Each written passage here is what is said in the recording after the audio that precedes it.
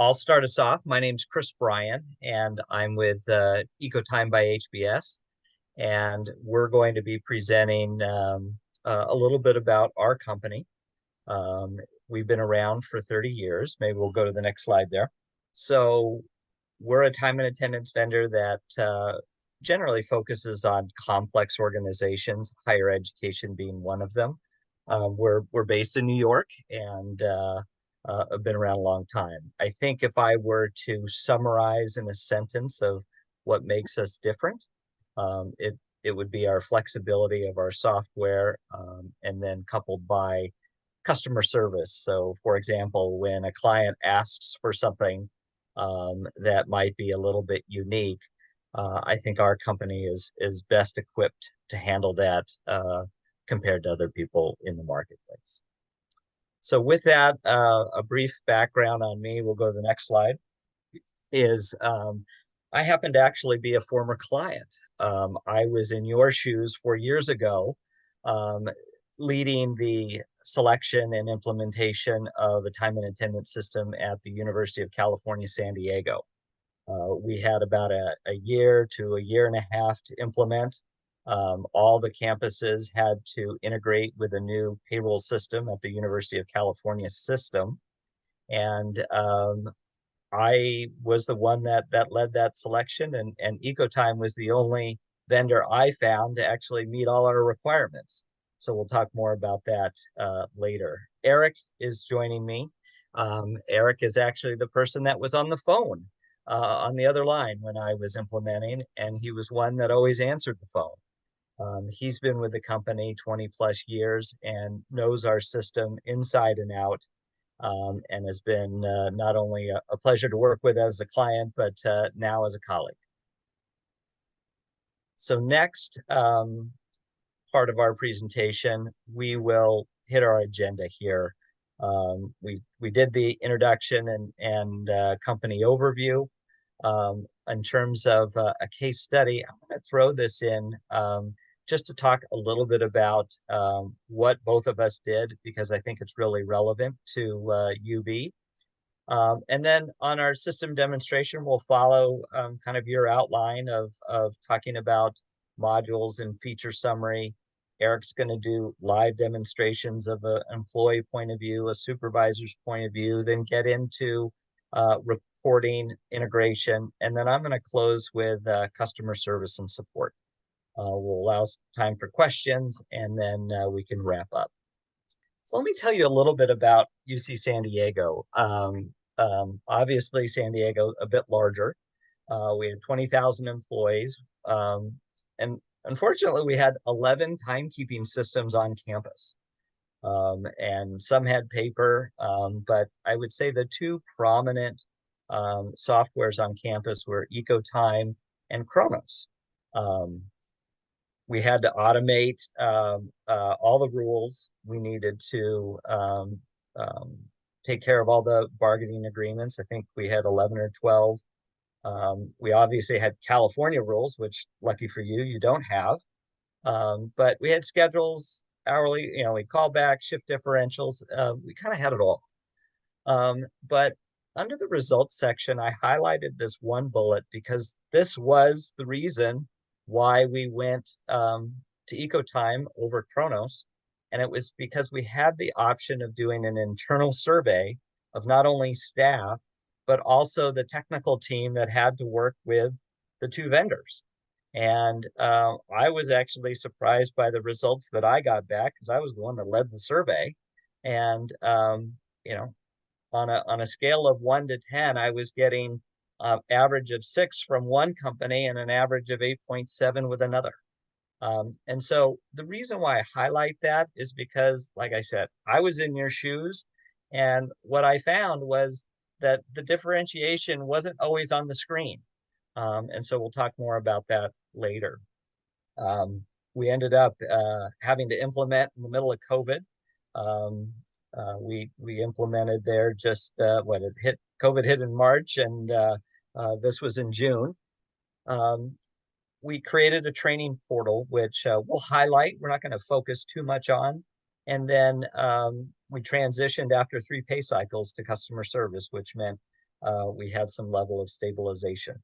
The last point I'll make is that Ecotime is not new to higher ed. Here are some other schools that were also clients at the time as well as today. So the next slide here is we're going to turn it over to Eric to do the daily operations demo, and he'll start with a summary screen, and Eric, take it from there. Okay, Chris, thank you. So like Chris said, we're going to go through the specific modules, but I wanted to give you an overview of the many modules we do have.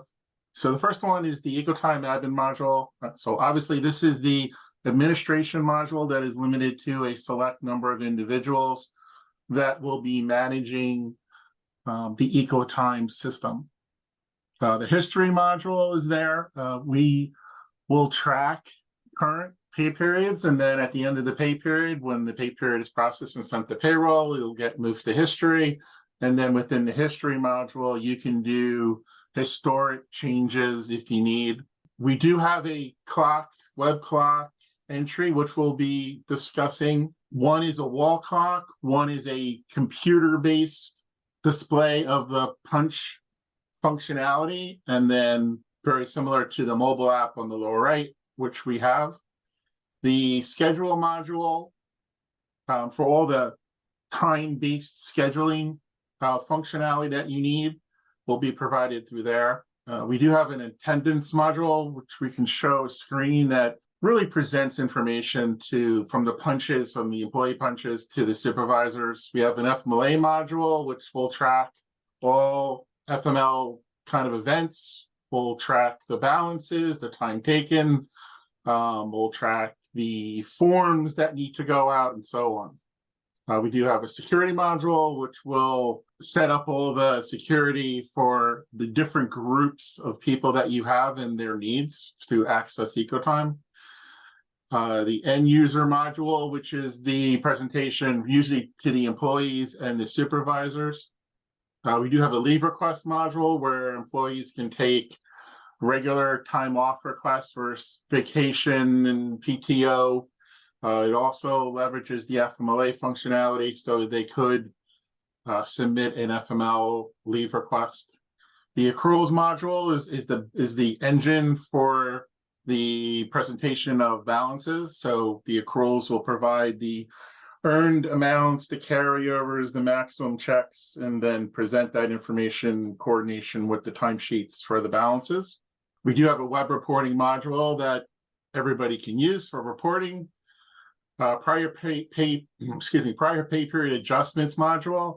We have the ability to kind of automate and synchronize based upon the interfaces coming in and changes to job code, rates, and whatever else information that you would want to say, hey, if this changes, let's do a prior period adjustment, right? So from an historic point of view, there's a change where the effective date changed, and now we need to recalculate this historic timesheet. We can do that. And then our mobile app, which is being revised for distribution later this year, is the modules that we have. And then we're going to focus on the clock, web clock entry module in this hour, the end user module, the leave request module. We'll talk about accruals, then the web reporting module also. All right, up on the screen, I have actually two screens. I have the clock right here on the left. Now, this is a visual to the clock and what it provides, which I'm going to show as the day in the life of an employee. In this case, it's going to be, we'll call him Stephen Bailey. He's going to be using the clock. And in this situation, we're going to say Stephen really has only access to the clock. It's not being given any opportunity to use the end user module, maybe because he doesn't have a computer or whatever the situation may be. In the background, I have our web clock, and that's another punch option to track time in and time out. It's actually the same view that's leveraged in our mobile app. Right now, I'm going to start with the wall clock. So the wall clock, we're going to punch in, or we're going to log in. Now, I'm using the keypad because I'm not physically at the clock right now. You would use your badges, you would use proximity badges, swipe badges, you could do biometrics to actually authenticate into the clock module. Once here, you'll see messages on the left, which we can display. The employee can see, Stephen can see his clock punches, the ins and outs. We can see the in-out buttons over here. The buttons we can set up to be different depending upon your needs. So we have an in button, an out button. An in with button would mean that you are going to get prompted for some sort of additional information. So it'll be an in punch with maybe, you know, a building or a work order or some other task that needs to be assigned. The transfer button is an automatic out with an automatic in. So it's really, like I said, out with automatic in. So if you're transferring from one job to another job or one work order to another work order, you don't have to literally click out and then click in. You can just hit the transfer button and it'll automatically log you out of the first job and then automatically into what will be your second job. If I go to the more screen, we have some additional functionality. We can see a timesheet summary, right? It'll show you the information for the current pay period. You can see whether it's completed or not. And in this particular case, if I wanted to, I could say complete, and I would basically certify my timesheet. Another option we have here is balances, so that the employee can see their balances. You'll be able to see all the different balances that are set up: vacation, sick, comp, the starting balance, the earned balance, and we'll talk more about this on the balance screen, but the taken amount, and then your remaining hours. So depending upon if they have access to the end user or the Ecotime module or not, at least they can still get all this information from the clock. Time off requests. So I talked about time off and submitting a vacation request, let's say. So you can do that very easily by going to the time frame that you want to take off and just clicking on the days that you want, hitting next, selecting your pay code, whether it's vacation, comp time, whatever you have or whatever the employee has. Next. Yep, 3 days off. Okay. And you're done. And that would get routed to the supervisor that's overseeing the time off requests. And then once again, we have another button for punch activity, which really just shows a little bit more information than what's displayed on the home screen. So all these buttons can be set up and provided depending upon how you want to display these buttons. Now, obviously, you may not need all these buttons, so we'll take them off, but these are just options that you have. So I'm going to move now to the web clock. Now, a lot of the functionality is similar. The presentation is a little bit different, but the functionality is very similar. So we're going to have the web clock screen. We'll have the date, the time, and then it'll have your buttons, whether it's an in or an out or a transfer. We'll have the summary hours here, and then you can see any punches here, by clicking the previous day, next day, or going to a specific date if you need. You can find that information here. Once again, if you're going to punch in, you would punch in. Okay, and then you could log off or you could continue. So I'm just going to continue, and now you have your out punch and your transfer. So the system knows that, hey, you punched in, and now if you're coming here, you're going to punch out or transfer. All right, so if I just transfer, we can display a task or a number of tasks. So before I talked about in with some additional data element. So in this particular case, we're set up to show one field that happens to be work order. So I can say maybe it's elevator repair, right? I can charge my time to whatever task is needed. Now, it can be one task, it can be two tasks, it can be three tasks. It doesn't matter. We just need to go through your requirements and determine what additional types of data you want to associate with the punch in, punch out. And then you can just submit it and we'll be done. Any questions on the web clock functionality? Any question on the additional data elements, we call them tasks, but they can be whatever you call them. So now I'm in, obviously, as this other person, Danny Kraft. and we went to the web clock, and now we're just on this timesheet. Now, what I want to briefly say about timesheets is that completely customizable, and they can be different from group to group. We use a targeting-based approach of our profiles, and we can do segments of your population for timesheets, so they have unique timesheets, pay codes, so the pay codes are unique, pay rules, such as overtime and differential, so they're unique to a particular group, security, and so on, even balances for that matter. So what I'm showing you here is an example of a time in, time out timesheet, in that they're punching or tracking your time on an in and out basis. I'll show you another type of timesheet later.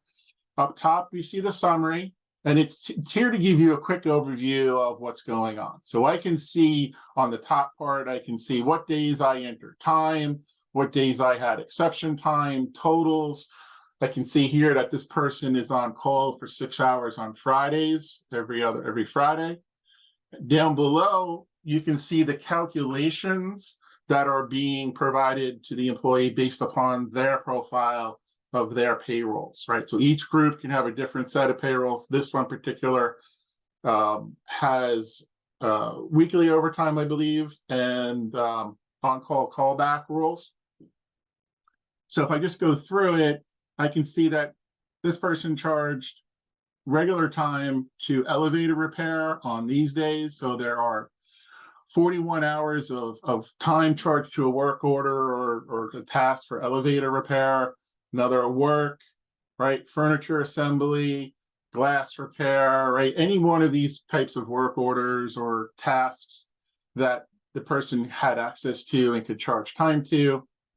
I could see here that there's a callback premium. Now, for this presentation, they're getting what we call a callback premium, or maybe like an overtime calculation. So they work 1 hour on Friday in this callback schedule that they have.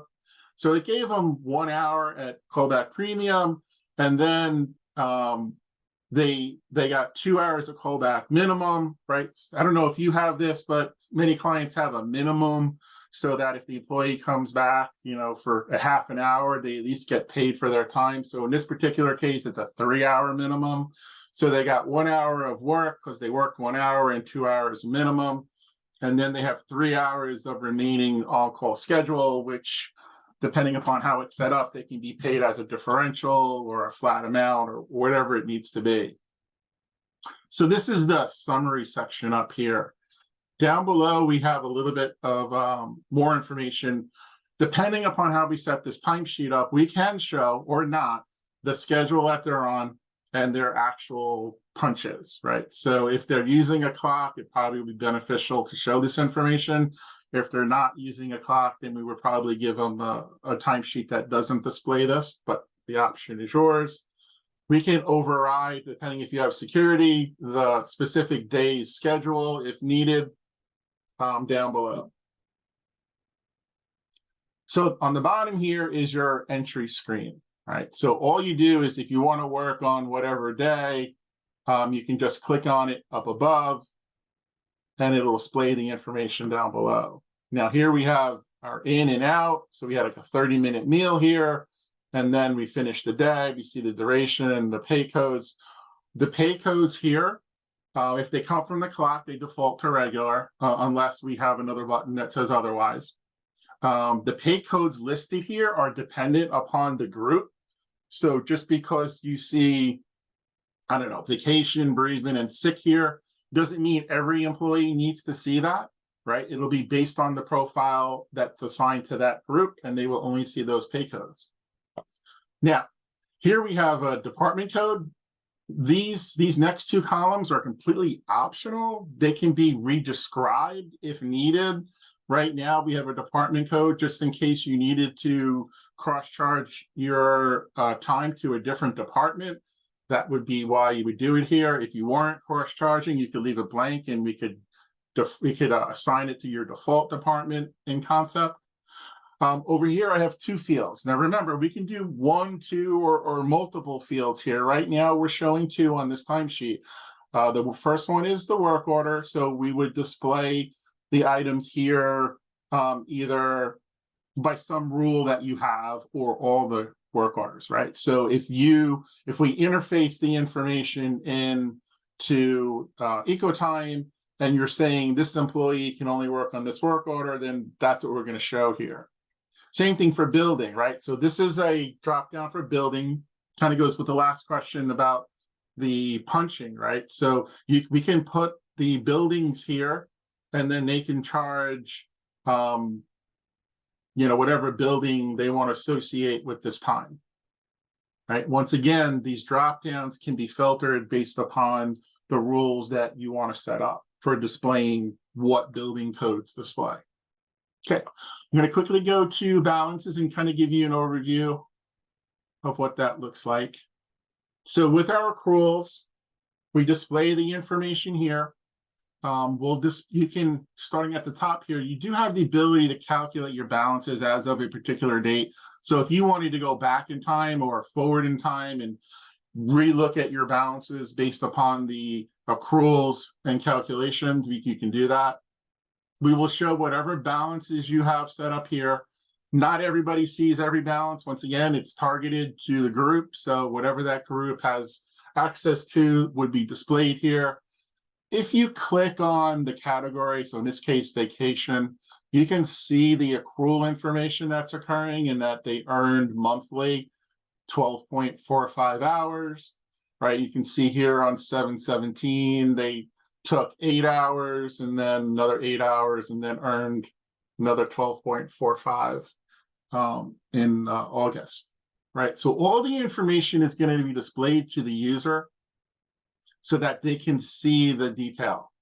Now, along with this, at the end of the year, you would have your carryover. During the year, if it's possible, you exceed your maximum allowed, you would see deductions for if you exceeded your maximum or your carryover information. But all the information would be displayed here.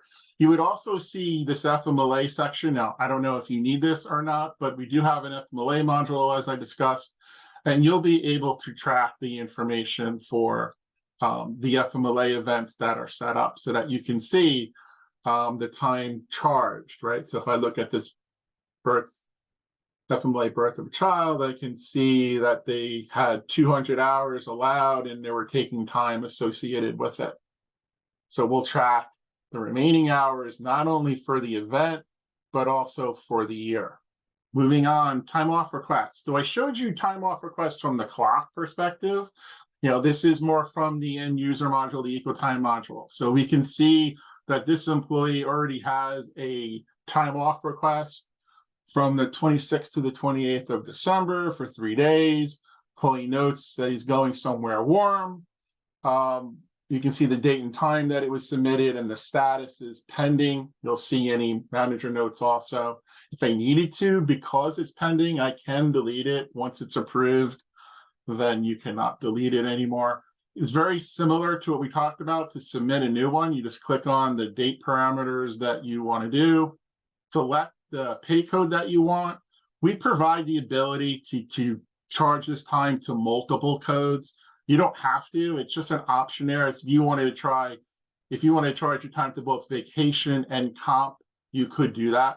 Say submit, you can come here. We're going to default in the hours for the employee, but these can be changed. These defaults will either come from their schedule or what we call our master hours. You can add notes and then submit it. Or if you wanted to change it, you could change it. Now, once we're done here, this information will get routed, like I said before, to the supervisor that oversees the time off request. All right, I'm going to move to another employee now. This person is the supervisor, and Robert is overseeing a group of employees. Now, this is the message screen. So this is part of the routing that I've been talking about for time off request and other information. We show routing information in two areas. One is this message screen, so that when the employee logs on, they know everything that's important to act upon, or we can send it or we can send it to the email address for the employee. So we can send emails out reminding them of specific events, or we can do it to the message screen, or we can send it to both areas. In this particular case on the message screen, real quick, we have a payroll message. So payroll team will be able to set up a message that they want to go out to the employees. It can be all the employees, or it can be a group of employees, or maybe even 1 or 2 employees if you really needed to. So it can be specific to groups. We have the routing information that's going on. So in this case, we're seeing that there are pending time off requests for these 2 employees. We can see any potential overtime information for these employees. We have unapproved timesheets for these employees, right? So basically saying, hey, look, these timesheets need to be approved. And then down below, we have FMLA information. So these 2 employees have FMLA events that have both been approved. Now, the information from an FMLA perspective, let me just clarify, it's wherever from a security perspective that you set up, right? So there's a lot of flexibility here. It could be the supervisor that oversees FMLA. It could be an FMLA administrator. It could be someone in HR. FMLA can be sensitive. So however we set up the security, it'll be limited to just those employees that have access to FMLA. If I go up to the manager tasks and the employee timesheets, I can see a summary of everything that's going on very, very quickly. So what we try to do here is give the supervisor the information they need to quickly go through and determine what they need to do. Up top, we have a section that we have 2 different graphics. We have 2 different pie charts. On the left is completion. So you know how many timesheets have been certified by the employee or completed. On the right is the approval. So you know from a supervisor's perspective what you've approved and what you still need to approve. In the middle, we have quick filters. And these are there to help filter the information down below. Now, this Robert here has 2 pages of information, right? But instead of navigating between 2 pages of information, if I wanted to see just those with notes, let's say, I could click on notes and it'll filter it and only display those employees with notes, right? So I could drill down and go see those notes. If I wanted to see anything with warnings, right? So we have timesheet validation rules that we will work with you to set up. And those rules will validate issues on the timesheet. And we will present that information to the supervisor here as to the number of messages on each person's timesheet. Generally speaking, the number of messages relates to the number of warnings or issues on the timesheet. So those are our quick, and if you want to go back and hit the top one and get back to here. Now, if I want to go in and look at Danny Kraut's timesheet, who we're looking at, right? This is the same look and feel that we basically saw before. I can review it, and then I could come up and to the function button and approve it, right? So I can approve, and now the status up here says approved. This information here is really what you need. We've had clients say, hey, we would like to have certain information up here. So what you see here, you could do, you don't have to do, you could add additional information, but this is an additional kind of display of information related to the employee if you feel it's needed. Then I could go back, and once again, I could see all the timesheets that have been approved. If I want to approve this one from the summary page, I can do that, right? I can click whatever I want to approve and say submit. And now they're approved. If I want to undo, I can check undo and submit and have it unapproved. Or if you allow, you can do all of them at once, right? So if you go through and you say, yep, they're all good, I can come up here in the upper right to the approve all and just approve all the timesheets with one click. So it really depends upon the supervisor, how they want to go through our approval process. It also depends upon your payroll requirements. Do you want to allow that? Do you not want to allow that functionality?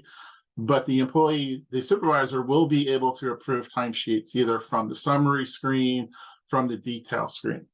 real quick, I just wanted to show you, you do have the ability to do notes. And if you click on the note button, you'll see the note screen, and you can see that this employee took that there.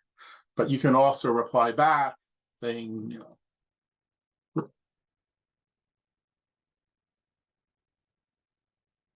right, submit the note. And now we have that note added. You'll see the employee notes and the manager notes. Manager supervisor notes are in red. And then that would also be displayed back to the employee. If needed, you can also quickly check the balances. So if I was on this screen and I wanted to check his balances, we have a function button here that will pull up the balances. The nice function here is that you can actually look on both screens and check the balances and their leave. I do want to show you some timesheet auditing information. So if I just change my view here, this is the same summary area now presented vertically. And if I was to click on this view, I could drill down and see all the changes that have occurred over time. So I can see here that at the bottom, it was 7 a.m. to 12 for 4 hours, right? Work hour alumni came in from the clock originally. Then it was changed from 7 a.m. to 12 p.m. to 7 p.m. to 12 a.m. So we had some changes there. But all your information from your auditing would tell you what transpired on what day and when. And you can click any day to find out this type of information to see. So you'll always have access to what has transpired over the course of the pay period. Then just to go back, I can just click the show timesheet summary, and now I'm back.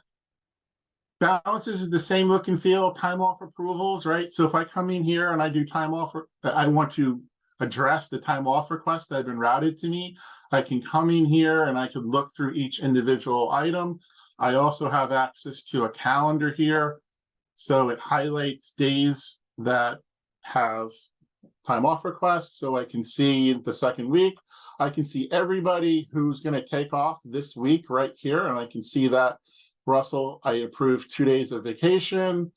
Familia, I denied her vacation. And then for Janine, I approved that vacation request. Right, so I have it all here. I can come up here also and I can say, hey, I want to, this was denied, but I'm going to approve it. So I can change it back to approve and submit, and now it's approved. So it's very easy to get to all this information. You do see the regular time off and any FMLA time off, but this would be the supervisors going in and saying, okay, you submitted time off request for this period of time, and I'm going to approve it or deny it. On call, we do have the ability to set up on-call schedules. You can see here, Danny Kraut has, and we start on the timesheet for those 6 hours.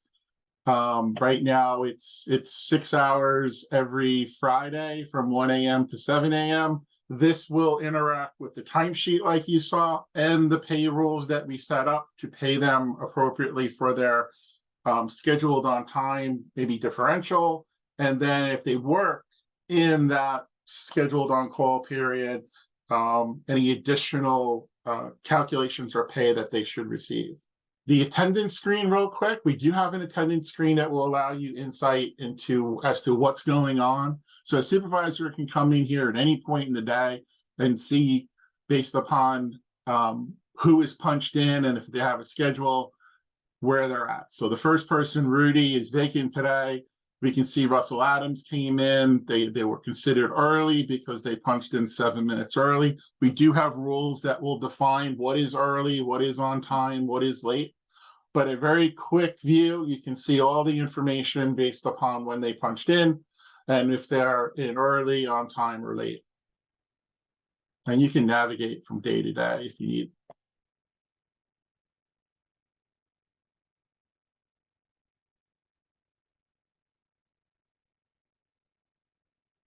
Okay, so that takes care of the supervisor for right now because we're running late. So I want to get to the next piece.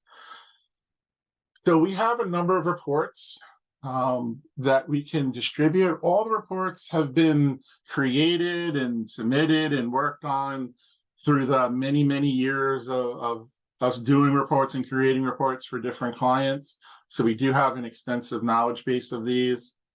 From a reporting point of view, you'll have access from a security perspective to certain reports. Once again, this is profile driven, meaning once again that some employees will have access to some reports, but not others.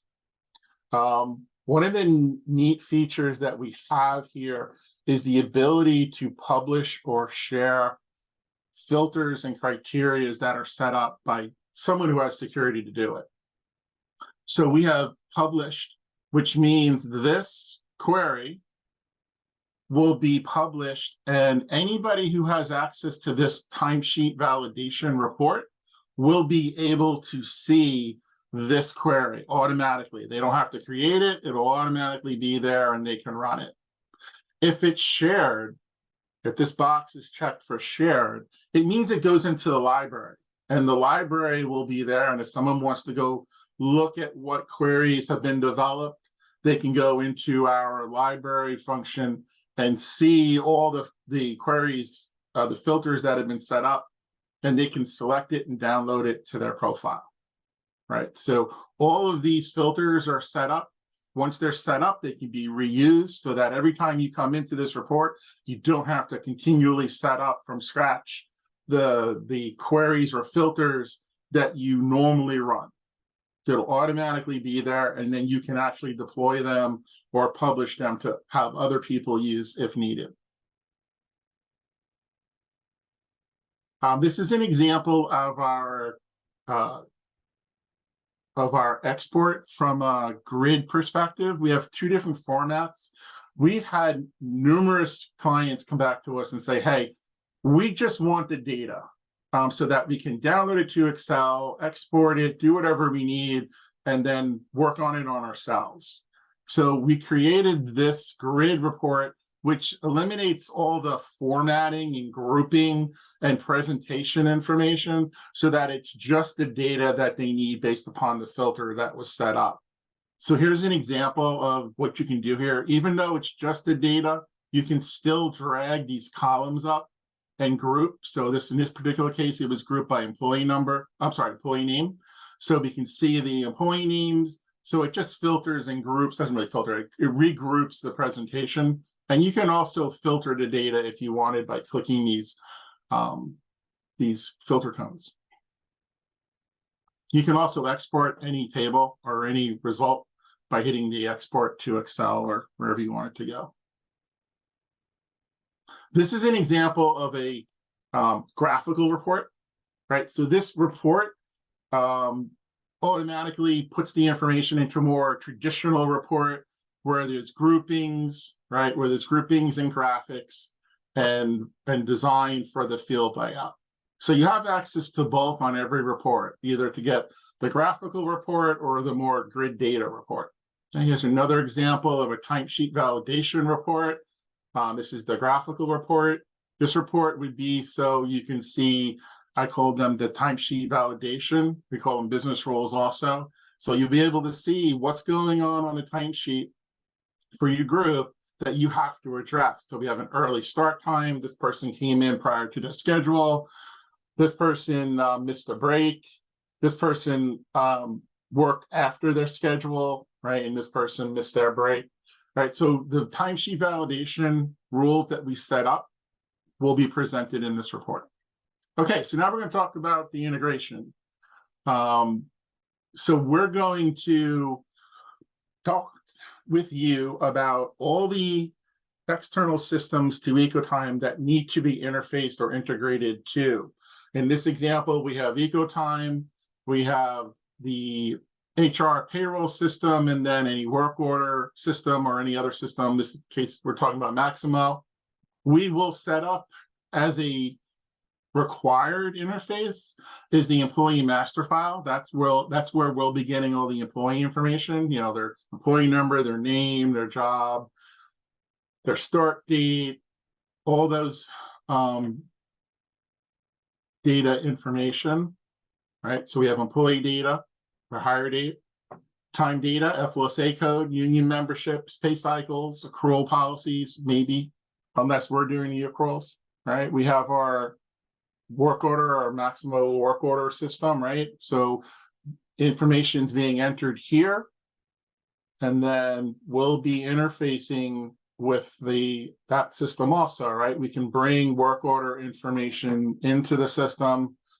We can also interface information from time clocks, whether they're our own or, if you had time clocks, we could integrate into our Ecotime. And then if we needed to, we could send time information back out to the work order Maximo system. Or, not or, but and we would send the calculated time file for payroll, right? So when we run the output for the payroll, then that'll produce a file and it could be sent to the HR payroll system. So all of these types of interactions or integrations are possible.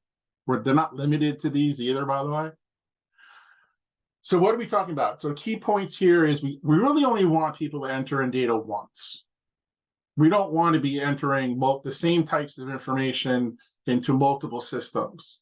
So anytime there's a new hire, we're going to get them through the employee master field, and then automatically on a scheduled basis, import that information into Ecotime so that we have their most up-to-date job codes and whatever information we need. So I talked a little bit about this before, user access drop-downs, right? So anywhere you have a drop-down in a field, we can use this integration to pull that information in. And if you're telling us this is the information that a particular employee can use, then we'll present that information on the timesheet, like I talked about on the timesheets with work order, building, whatever fields we use there. And then from a technical support, once we get all of this integration done, it pretty much goes on autopilot, where it's just on a nightly basis or whatever the schedule is to pull this information in. It just occurs in the background, goes to get the data, pulls the information into Ecotime, and then we present it wherever we need. Another item for the integration could be single sign-on too, by the way.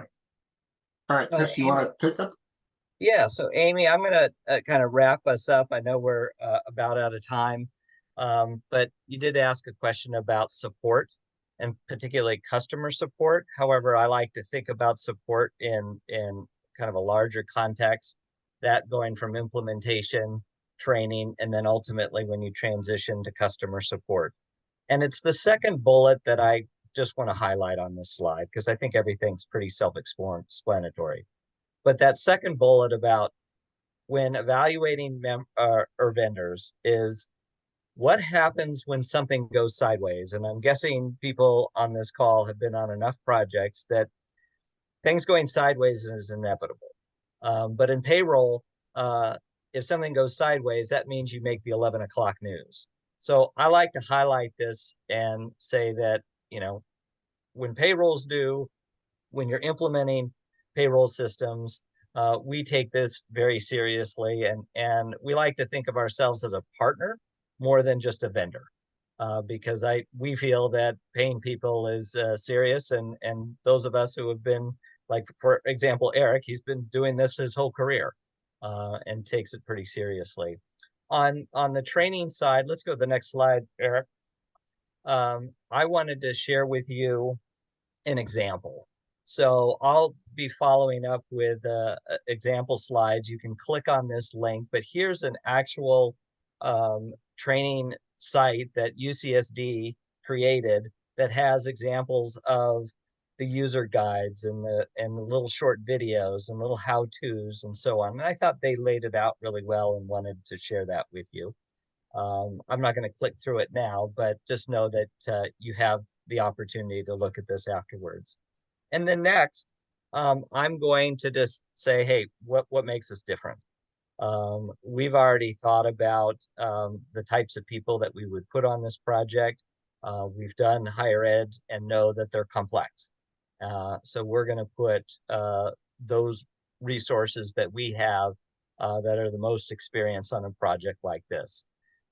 Second, when you get into customer service, the way we organize our customer service is actually by teams. So when you call, you're not just getting somebody that has to ask you everything about your setup. You're actually talking to somebody that is familiar with your configuration. So that's kind of that second point on the slide. I'll just end with the second to last point is it's about flexibility. It's not about what requirements you have today. Well, it is, but what about the requirements that you have tomorrow? How quickly can a software or a company be able to pivot and meet those new requirements without having to, charge you for customization work? And so what I found when I was evaluating this system, when I was on your side, I found that this was a distinguishing factor for me was that, hey, if when COVID hit, I had to have them go retro back and fill in those accruals that didn't exist. And we were able to do that, getting them on the phone. And it was a few clicks and we were ready to go. That flexibility mattered. So with that, I'll conclude here. I don't see what if you want to advance to the next slide. Here's just a couple of tidbit quotes that you often see, but what I like to highlight in this first quote is that the implementation manager and customer support, they're talking about Eric. That's who you're talking to. So this came in after this project, highlighting Eric. So kudos to you, Eric. Let's end with the next slide so we can go on to questions. So thank you, Amy, and maybe I can turn it over to you to pull out or facilitate any remaining wrap-up items. We know from our experiences what you're talking about. We've worked with a number of unions across the country and HR people, and then they say, okay, well, this contract is backdated, to 2 months ago. So depending upon the information that we're sending through our integration interfaces, we're going to have a process set up to handle that. So if pay rates change because of a new contract, we'll know that information, right? We'll have the previous record that said for this employee, for this time frame, they're supposed to get $10 an hour.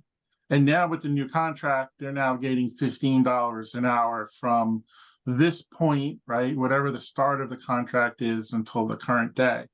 And then when we see those differences, we can actually go in. The system can do this automatically. It was that the part of the history prior period adjustment process I was talking about, and recalculate or suggest that we recalculate these timesheets because the data has changed. And it'll go through all the timesheets in history and recalculate each one and see if there's a difference in that we have to produce an adjustment file to send to payroll. Not every client has that complexity. So we have a history module, which shows the history of the timesheets and the ability to do one-off timesheet changes one at a time. For the clients with the expectation, as you just laid out, who have unions and contracts that are always backdated or situations where we're going back, we can set up an automated process to handle it.